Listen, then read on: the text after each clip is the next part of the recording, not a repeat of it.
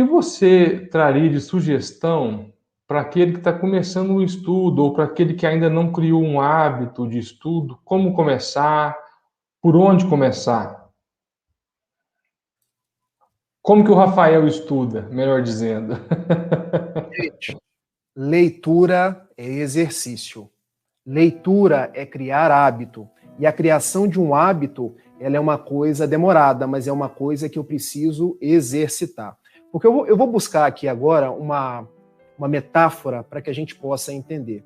Quando eu vou para uma academia fazer o exercício da musculação, eu estou incentivando o meu músculo a poder fazer o exercício da mitose, ou seja, uma célula muscular, ela vai se desdobrando pelo processo da mitose e o meu músculo incha, eu fico musculoso. É um processo doloroso, é um processo que leva tempo. Se a gente pensar da musculação, a gente pode chegar na cerebração. Essa palavra existe. Eu preciso estimular o meu cérebro. Então, o processo da leitura é o processo do estímulo, é o processo do exercício. Muitas pessoas, Rafael, mas isso é chato, eu não consigo. Você já tentou? Você já estimulou? Algumas vezes vai ficar desagradável. Algumas vezes você vai achar que não consegue, mas persista. Tenha perseverança. Vai ser difícil, mas eu leio hoje um pouquinho, amanhã eu leio o dobro daquele pouquinho, até eu criar gosto.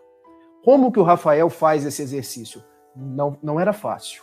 Mas eu leio desde tenra idade, sabe, Daniel? O meu pai, com 8 anos, ele já me colocava para ler. E eu lia gibi, eu lia livros, eu lia filosofia, eu lia psicologia, eu lia romances. E eu falava, pai, mas isso é tudo muito chato. Meu filho, é do chato que a gente vai exercitando, daqui uns dias você vai gostar. E eu passei a gostar.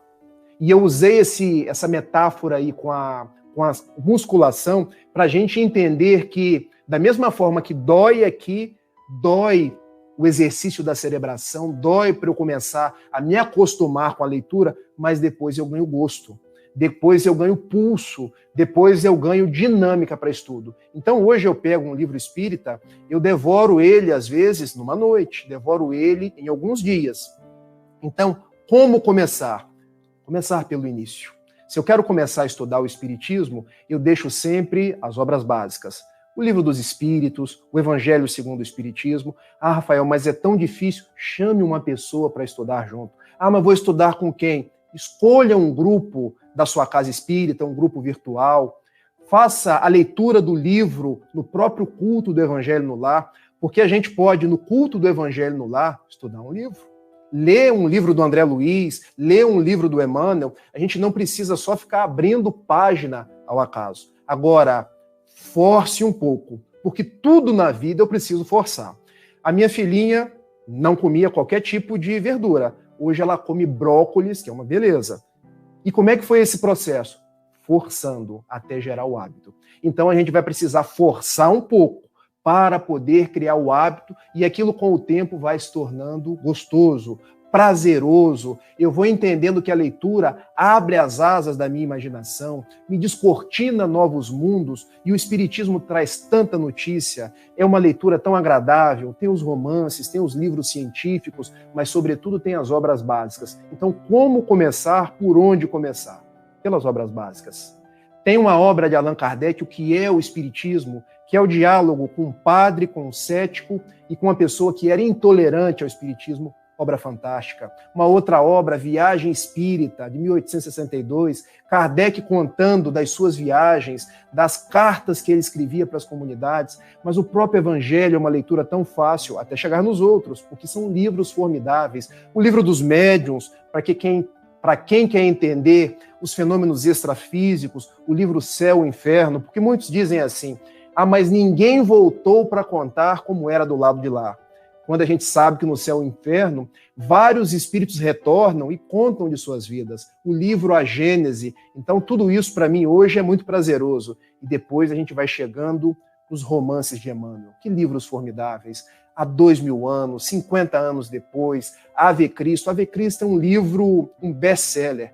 Paulo e Estevão, os romances de Dona Ivone do Amaral Pereira, os livros doutrinários de Emmanuel, os livros doutrinários de André Luiz, a série No Mundo Espiritual, que começa lá em Nosso Lar e termina em A Vida Continua, Os livros da série psicológica de Joana de Ângeles são 16 obras para quem gosta de psicologia, porque depois que a gente começa a achar bom, gostoso, aí a gente pode definir focos. Se eu gosto de romance, bom, o romance do Emmanuel. Se eu gosto de psicologia, tem a Joana de Ângeles. Porque a literatura espírita ela é tão rica que ela consegue atender aos mais variados tipos de gostos. Então, vamos exercitar. Exercitar é forçar e com o exercício constante eu vou tomando gosto.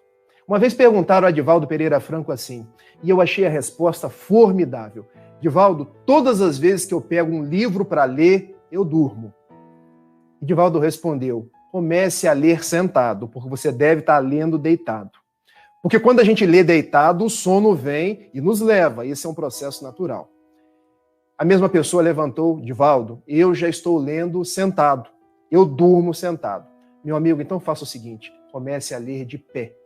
E se você dormir de pé, comece a ler andando. Resposta de Divaldo. Porque você vai exercitando e daqui a uns dias vai ficar prazeroso. O que nós não sabemos do fenômeno chamado obsessão. Porque obsessão não é tão somente aquele fenômeno que vem, que me constrange, existe aquela influenciação sutil, que nos diz o benfeitor Camilo, guia de José Raul Teixeira, que é o espírito, não lê isso aí não, ele não quer o nosso bem. Fica assistindo só o Big Brother, fica assistindo ou lendo só 50 tons de cinza, porque os espíritos que não querem o nosso bem, eles nos sugestionam influência silenciosa a não buscar o bem. Então a gente acha cansativo, acha que aquilo não vai me levar a lugar nenhum, mas muitas vezes eu estou aí já no início de um processo obsessivo.